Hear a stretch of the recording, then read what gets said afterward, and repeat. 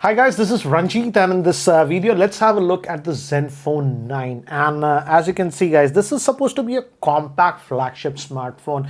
This is supposed to have just a 5.9-inch screen, but this comes with the flagship specs with the Snapdragon 8 Plus Gen 1 SoC. And guys, by the way guys, I have no idea if this is going to be officially launching in India. Asus India hasn't committed anything about it because in international market this starts at $800. So that converts to about what, 65,000 in India. So I don't know if it's going to launch in India or not. But again, nevertheless, there'll be people will raving a lot about this compact flagship. So let's have a look at this one very quickly. So we do get a case in the box. So that's actually nice for a change. We are getting some case, and this is a plastic case that you're getting. And I'll just keep that to the side, this paperwork. So here is the phone itself, and pretty compact. 5.9-inch screen, and I like the in-hand feel, and this is why actually I like the Pixel 6a also. In the age of these massive big phones, nice to see good phones that you can just hold in a single hand without doing hand gymnastics. And the back is very different. It's not a glass back, it's actually plastic. I know the material is plastic, but feels like rough paper kind of a finish. So very different. And camera modules, again, it's a Sony sensor that we are having, 15 megapixel and a 12 megapixel ultra wide that we are having. So very interesting back that you are having on this one. And again, flagship specs, supposed to be IP68 rated also. So we have furthermore stuff in the box. So for a change, we are getting something. Okay, so USB to USB Type-C cable, Type-C to Type-C, and a power brick. I believe this is a 30-watt power brick. So that's what we get in the box. I'll just keep this to the side for now. And let's have a look at this phone. Again, tiny it looks. In fact, this weighs just about 169 grams or something, so not that heavy. But let's have a physical overview. Oh wow, 3.5mm headphone jack on a flagship, and it's a compact phone, so that gets a kudos, because every manufacturer, they say that even in bigger size phones, 6.7, 6.8, we don't have space for 3.57mm headphone jack. Here is a phone that is having a 5.9-inch screen, flagship specs, and has a 3.5mm headphone jack, and this also has a stereo speaker. And again guys, the build is good. This is metallic, this is aluminum frame that they have. So secondary noise cancellation microphone, volume rockers, power on off, but I think so it's a capacitive one. We'll have to check. And there is a line over here, so I think so this has multifunction. Again, bottom speaker, Type-C port, no SD card. It's just dual nano SIM on this one. No SD card. And this in very clean, nothing. Again, this is also a 5G smartphone, all the bands of 5G and all the specs, cutting edge specs that you want. In fact, they have also some interesting thing back. If you tap, it can enable some things and stuff like that. So let me do one thing guys, let me just power this on, and let's have a closer look at this one. So guys, I've set up this smartphone, so let's have a closer look at the same now. And the first thing again is the compact size guys. This is having just a 5.9-inch screen, and for a change, it's great to hold. And again, it's having a Super AMOLED screen, and good thing is that this one is also 120 Hz AMOLED screen, and it's a good quality screen that you're getting. So that way they did not compromise. I've noticed that there are some special functions. For example, power on off button is here, and the fingerprint scanner is here only. So if you tap, it unlocks. So that's not a big deal, and it's fast. But you can customize this also. There's no, and if I swipe down, it opens the notification. You can actually customize this quite a bit. And in fact, I found quite a bit of customization using that. In fact, if you double tap also, you can assign any app. I assigned a calculator. So if I just double tap this, calculator will open. In fact, the back, as I've told you here, this is also a touch area. And you can just customize this to anything. For example, if I double tap, I have enabled it for flashlight. It's very easy, as you can see. Okay, here you have to tap this area. And here, as you can see. So small customizations like this are there on this smartphone. And again, because of the processor, the Snapdragon 8 Plus Gen 1, it's very fluid.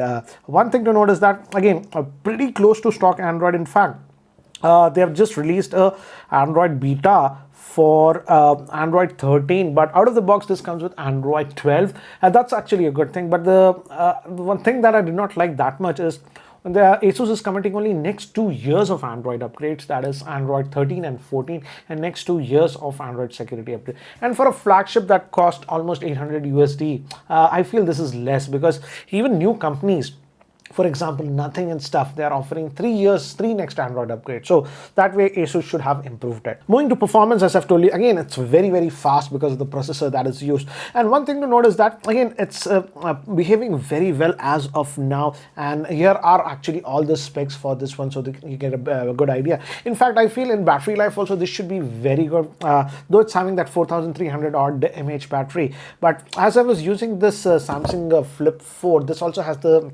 Snapdragon 8 Plus Gen 1, and I've used even the Fold 4 that has the Snapdragon 8 Plus Gen 1. I believe this is one of the Snapdragon 8 Plus Gen 1 is one of the best flagship processor released by Qualcomm after a lot of years, trust me. And this one, as it's having that 4300 milliamp hour battery, this should also give very good battery life, no doubt about that. One thing I noticed is that in regular usage, I did not notice any heating or something, but when I was pushing it a little bit, for example, playing games play fine without any issues because of the flagship processor. This area, this chases and the back slightly were getting slightly warm to touch. Not super hot, but yes, it was getting a little bit warm. Nothing to be worried, but that is something that I noticed, and I think you guys should know that. Again, I like the interface, very close to stock Android that you're getting, apart from some minor customization. Also, if you pull it down, it gives you that pixel or the moto feel that you get. Again, Asus did not add a lot of things. As you can see, again, the system Reddit showing me, actually it's asking me to enroll. If I go over here in the beta program, that will give the Android 13. So yeah, that's what it is. And if I go again, as you can see, display, I like the fact that you have that refresh rate. I'm keeping it on auto and it is scaling up and down automatically, but you can force it to 120. Even I like the option that they have given an option of even 90 hertz, and even you can force it back to 60 hertz. So again, that way I like the customizations what they have done. Again, for some of the added customizations what they have done here, if I go to some of the advanced options here, as you can see, that smart key, as I've told you, you can customize it as you like. For example, I have customized it to open the calculator. Here you can click and select n number of apps, so that way I feel the customization is nice. Also, that swipe, as I'm doing this, I am getting the notification tray. Here you can also customize that the swipe quick action. By default it's off, but again, as you can see, you can customize it. So that way I like these small intelligent customizations what Asus is doing with this smartphone. Coming to bloatware, again, very close to stock Android. Not a lot of bloatware, but yeah, Facebook app, Facebook Messenger, Instagram, and Netflix were pre-installed. Apart from that, nothing. Let's see if we can uninstall Facebook. So yeah, so some of those extra apps, but you can uninstall it. So that's actually good. Again, loving the compact size of this one. The speakers are actually, I was worried about the speakers because it's pretty compact smartphone. And as you can see, I'm going to increase the volume now. And for such a compact phone, it's actually pretty loud. In fact, much louder than the Flip 4 that I was using earlier.